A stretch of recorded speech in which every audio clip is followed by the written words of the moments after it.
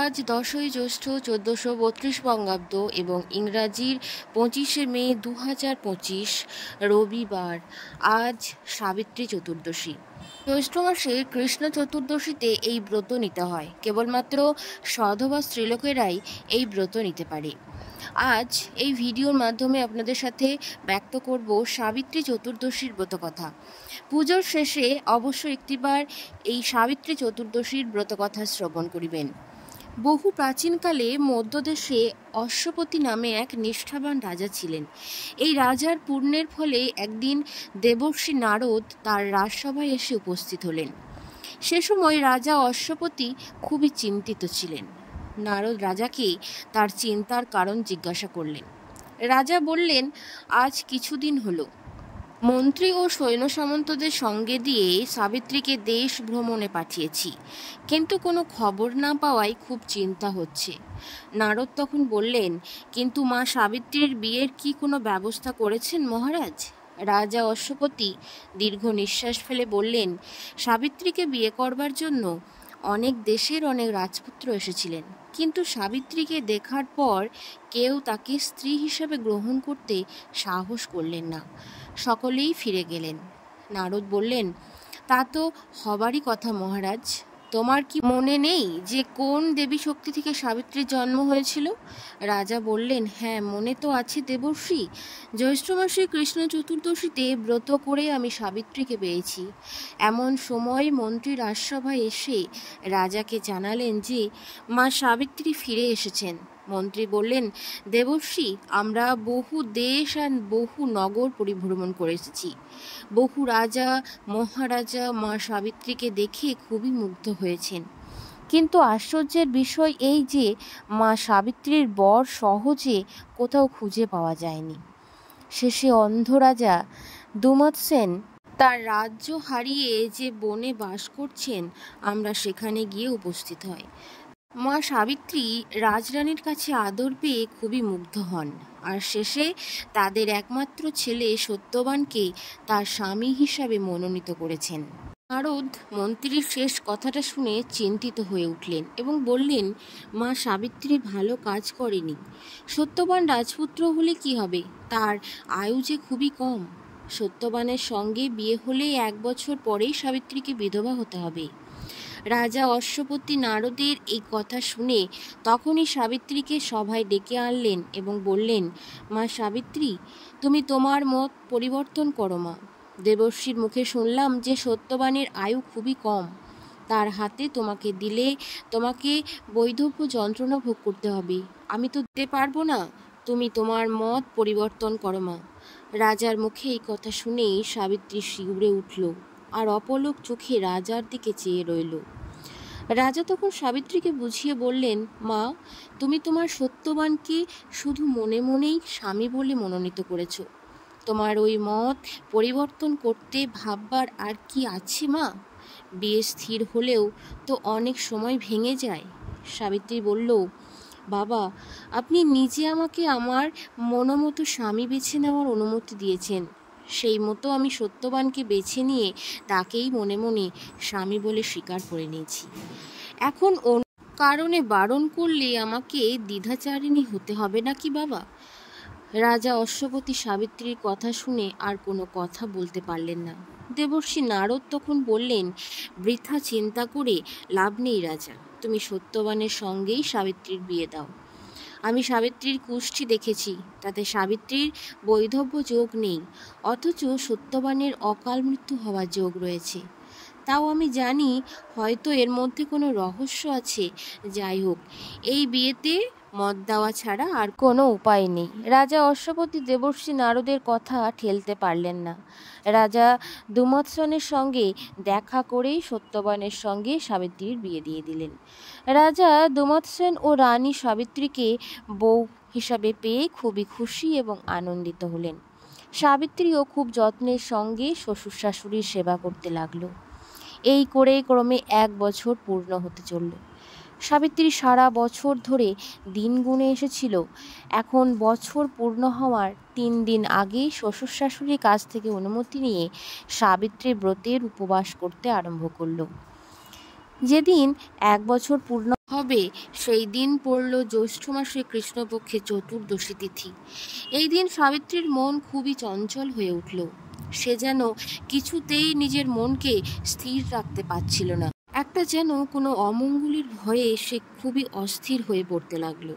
শেষে সাবিত্রী তার শ্বশুর শাশুড়িকে গিয়ে বলল যে সে তার স্বামীর সঙ্গে সেদিন বনে যেতে যায়। শাশুড়ি বললেন, তুমি 3 দিন ধরে উপোস করে রয়েছ, শরীর তো খুবই দুর্বল হয়ে গেছে, এই অবস্থায় কি করে তুমি বনে যাবে মা? কিন্তু সাবিত্রী জিদ ধরল যে সেই দিনই সে বনে যেতে চায়। শেষে শ্বশুর শাশুড়ি বাধ্য হয়ে তাকে যাবার অনুমতি দিলেন। এরপর কাঠ আনবার জন্য একটি ঝুড়ি আর কুড়ুল নিয়ে সাবিত্রী সত্যবানের সঙ্গে বনে গিয়ে উপস্থিত হলো। সত্যবান গাছের উপরে উঠে কাঠ কেটে নিচে ফেলতে লাগলো। সাবিত্রী কাঠগুলো কুড়িয়ে ঝুড়িতে তুলছে, এমন সময় হঠাৎ সত্যবান চিৎকার করে উঠল। সাবিত্রী সাবিত্রী বলে চিৎকার করে উঠল, আমাকে ধরো, আমার মাথায় অসহ্য যন্ত্রণা হচ্ছে। এই কথা বলতে বলতে সত্যবান গাছ থেকে পড়ে গেল। সাবিত্রী তখন ছুটে গিয়ে তার মাথাটা কোলে তুলে নিল আর চমকে উঠে দেখল যে সত্যবানের শরীর ঠান্ডা হিম হয়ে গেছে, তার শরীরে প্রাণ নেই। তখন সাবিত্রী আর ধৈর্য ধরতে পারল না, চিৎকার করে কাঁদতে লাগলো। ক্রমে সন্ধ্যা উত্তীর্ণ হলো। সে এলো চারিদিকে কৃষ্ণপক্ষের চতুর্দশীর ঘোর অন্ধকার। সেই সঙ্গে এক নীল বর্ণ মূর্তির আবির্ভাব হলো সাবিত্রীর সামনে। সাবিত্রী সেই মূর্তিকে দেখে বলল, কে আপনি? নিশ্চয়ই কোনো মহাপুরুষ, আমাকে সাহায্য করতে এসেছেন। তখন সেই মূর্তি বলল, পৃথিবীতে আমি ধর্মরাজ যম নামে পরিচিত, মৃত্যুর অধিপতি আমি।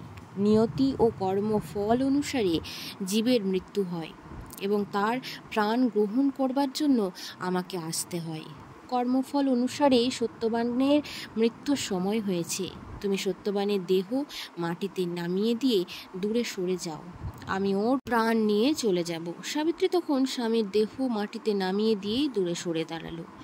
ধর্মরাজ যম তখন সত্যবানের দেহ স্পর্শ করে তার প্রাণ পুরুষটিকে সঙ্গে নিয়ে দক্ষিণ দিকের পথে অগ্রসর হলেন। ধর্মরাজকে কিছু না জানিয়ে সাবিত্রীও চলল তার পিছনে পিছনে। কিছু দূর গিয়ে যম দেখতে পেলেন যে সাবিত্রীও তার পিছু পিছু আসছে। তখন যম বললেন, সাবিত্রী, তুমি কেন আসছো আমার সঙ্গে? আমি যেখানে যাব সেখানে মানুষ যেতে পারে না, যাও, তুমি ঘরে ফিরে যাও। সাবিত্রী তখন বলল, দেবতা, আমার ঘর আর রইল কোথায়? যাকে নিয়ে আমার ঘর তাকেই তো আপনি নিয়ে যাচ্ছেন, তাই আমাকেও সঙ্গে যেতে হচ্ছে। স্বয়ং ধর্মরাজ হয়ে আপনি তো নিশ্চয় জানেন যে পতি সতীর ধর্ম এবং আশ্রয়। যম সাবিত্রীর এরকম জ্ঞানপূর্ণ কথায় খুব সন্তুষ্ট হয়ে বললেন, তোমার ধর্মের উপর এখন অনুরাগ দেখে আমি মুগ্ধ হয়েছি সাবিত্রী, তুমি বর নাও। সত্যবানের জীবন ছাড়া যে বর তুমি চাইবে, আমি তোমায় সেই বর দেব। যমের এই কথা শুনে সাবিত্রী তখন বলল, ধর্মরাজ, আমি আমার উপর সন্তুষ্ট হয়ে আপনি বর দিতে চান তো এই বর দিন, যেন আমার অন্ধ শ্বশুর রাজা দুমৎসের তার 2 চোখ আর তার হারানো রাজ্য ফিরে পান। তখন যমরাজ বললেন, তাই হবে সতী, যাও, এবার ফিরে যাও। এই কথা বলেই ধর্মরাজ আবার চলতে আরম্ভ করলেন। কিন্তু কিছু দূর যাওয়ার পরে ফিরে দেখলেন যে সাবিত্রী এখনও তার পিছনে পিছনে আসছে। ধর্মরাজ আবার তার সঙ্গে আসার কারণ জিজ্ঞাসা করতেই সাবিত্রী বলল, দেব, আপনি স্বয়ং ধর্মরাজ। আমি যখন ধর্মরাজের আশ্রয় পেয়েছি তখন ধর্মকে কেমন করে ত্যাগ করব? তাই আপনার সঙ্গে চলেছি। যম বললেন, তোমার কথায় আর ধর্মে তোমার মতি দেখে আমি খুব খুশি হয়েছি। তুমি সত্যবানের জীবন ছাড়া আরেকটি বর চাও, আমি সেই বর দেব। সাবিত্রী তখন বলল, আমি যদি আমার উপর সন্তুষ্টই হয়ে থাকেন দেব, তাহলে আমাকে এই বর দিন যে আমার বাবা যেন 100টি পুত্র লাভ করতে পারেন। তথাস্তু বলে যম আবার চলতে লাগলেন। কিন্তু সাবিত্রীও তার সঙ্গ ছাড়ল না। খানিক দূরে গিয়ে যম দেখলেন যে সাবিত্রী তখনও তার সঙ্গে আসছে। যম বললেন, সাবিত্রী, তুমি যা বর চেয়েছ আমি তাই তোমাকে দিয়েছি, তবে তুমি এখনও কেন আমার পিছনে পিছনে আসছো? ফিরে যাও, আর তুমি আসতে পারবে না। সাবিত্রী বলল, ধর্মরাজ, যে ধর্মকে যথার্থ আশ্রয় করেছে, ধর্মের সঙ্গে থাকার সম্পূর্ণ অধিকার কি তার নেই? ধর্মের উপর সাবিত্রীর অচলা ভক্তি দেখে যম বললেন, সাবিত্রী, ধর্মে তোমার যথার্থ ভক্তি দেখে আমি খুব আনন্দিত হয়েছি। তুমি সত্যবানের জীবন ভিন্ন আর একটি বর চাও, আমি তোমায় দেব। সাবিত্রী তখন বলল, হে ধর্মরাজ, আপনি যদি যথার্থই আমার উপর প্রসন্ন হয়ে থাকেন, তাহলে আমায় এই বর দিন যে আমি যেন শত পুত্রের জননী হই। যম তথাস্তু দিয়ে আবার সেই তাড়াতাড়ি চলতে আরম্ভ করলো এবং অল্পক্ষণের মধ্যেই বৈতরণী নদীর তীরে গিয়ে উপস্থিত হলেন। এখানেই যমের দক্ষিণ দ্বার। এখানে এসে ফিরে চাইতেই যম দেখলেন তখনও সাবিত্রী তার সঙ্গে আসছে। যম খুব আশ্চর্য হয়ে সাবিত্রীকে বললেন, তুমি এই বৈতরণীর তীর পর্যন্ত কেমন করে এলে সাবিত্রী? মানুষ তো এখানে আসতে পারে না, তুমি এখনো কেন আমার সঙ্গে আসছো? সাবিত্রী বলল, ধর্মরাজ, যে ধর্মকে আশ্রয় করে এমন কোনো জায়গা ত্রিভুবনে নেই যেখানে সে যেতে পারে না। আমি এত দূর পর্যন্ত এসেছি শুধু একটা কথা জানবার জন্য। জানি আপনার কোনো কথা কখনো বৃথা যায় না, কিন্তু আমার শতপুত্রে জননী হবার বর দিয়েছেন, অথচ আমার স্বামীকে নিয়ে চলে যাচ্ছেন। স্বয়ং ধর্মরাজ কি ধর্ম ভুলে গেছেন? এই কথায় যম খুব লজ্জিত হয়ে বললেন, সাবিত্রী, আজ তুমি যথার্থই ধর্মকে পরাস্ত করে তাকেও ধর্ম শিক্ষা দিয়েছ। ধন্য তুমি সাধ্বী সতী। এই আমি তোমার স্বামীর প্রাণ পুরুষ ফিরিয়ে দিলুম। যাও মা, তোমার স্পর্শ পেয়ে সত্যবান আবার জীবন ফিরে পাবে। আজ থেকে জগতে তোমার আদর্শ নিয়ে সাবিত্রী চতুর্দশী মহাব্রত প্রচারিত হোক। যে স্ত্রীলোক উপোস করে খুব নিষ্ঠার সঙ্গে এই ব্রত পালন করবে, তাকে বৈধব্য যন্ত্রণা কখনো ভোগ করতে হবে না। সেই থেকে পৃথিবীতে চারিদিকে ছড়িয়ে পড়ল এই সাবিত্রী চতুর্দশী ব্রতকথা। আজকের দিনে এই স্ত্রীরা অবশ্যই নিষ্ঠার সঙ্গে পূজা করে সাবিত্রী চতুর্দশী ব্রতকথা শ্রবণ করিবেন।